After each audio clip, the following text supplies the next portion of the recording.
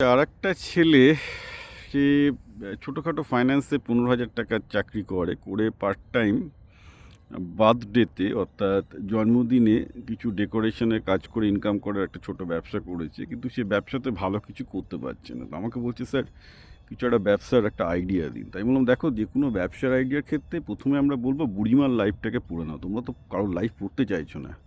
তোমরা অপর্ণা সেনকে দেখতে চাইবে, তোমরা সুন্দরী নায়িকাদের দেখতে চাইবে, একজন বুড়ি মহিলা যিনি বিধবা অবস্থায় মানে কি বলবো, একদম নিঃস্ব অবস্থায় দুটো মেয়েকে নিয়ে বাংলাদেশ থেকে এদেশে এসেছিলেন, কিচ্ছু ছিল না।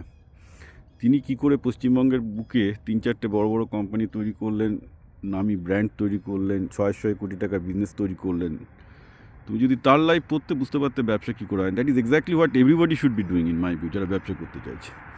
তোমার ভুলটা কোথায় হচ্ছে? তোমার ভুলটা হচ্ছে যে তুমি আবেগের বশে ব্যবসা করছো।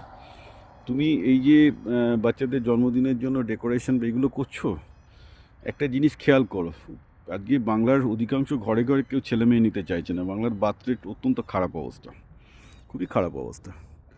তো সেখানে কটা ছেলে জন্মাচ্ছে, কটা ছেলের জন্মদিন হবে, হয়তো একটা ছেলে জন্মাচ্ছে বলে বা আমার জন্মদিন করছে, টাকা খরচ করছে, কিন্তু অ্যাকচুয়াল নাম্বার অফ ক্লায়েন্ট তো খুব কমে যাচ্ছে না পশ্চিমবঙ্গে। সাংঘাতিক অবস্থা। মানে আমার ধারণা কলকাতা এবং আশেপাশে এসব ব্যাপার স্টাডিগুলো করেনি যে কীভাবে কলকাতা একটা মধ্যবিত্ত বাঙালি থেকে ডিপপুলেট হয়ে গেছে। এগুলো নিয়ে মাঝে মাঝে দু একজন লেখে, কিন্তু পলিটিক্যাল পার্টিগুলো তো বলে না।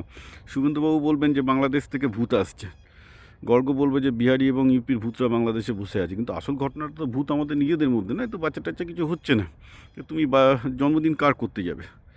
ঠিক আছে, তো সুতরাং এইটা পশ্চিমবঙ্গের জন্য একটা ভালো ব্যবসা না, গ্রোয়িং ফিল্ড নয়। কারণ এখানে বাচ্চা কাচ্চা হচ্ছে না, তুমি এখানে কী বাচ্চার জন্মদিন করতে যাবে? তারপর লোকের পকেটে অত টাকাও নেই, এক্সপেন্ডেবল ইনকামও নেই। সুতরাং পশ্চিমবঙ্গে যারা ব্যবসা করতে যায় সবাইকে বলি যে এখানে ব্যবসা হবে না। তোমার যেটা করতে হবে, পশ্চিমবঙ্গে তৈরি করে ব্যাঙ্গালোর, পুনে, দিল্লি এসব জায়গায় বেচো।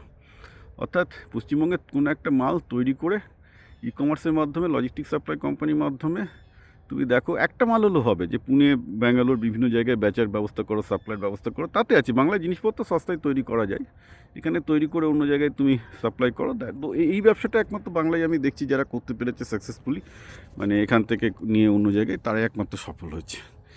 কলকাতায় বেচে সফল হওয়া খুব মুশকিলের ব্যাপার।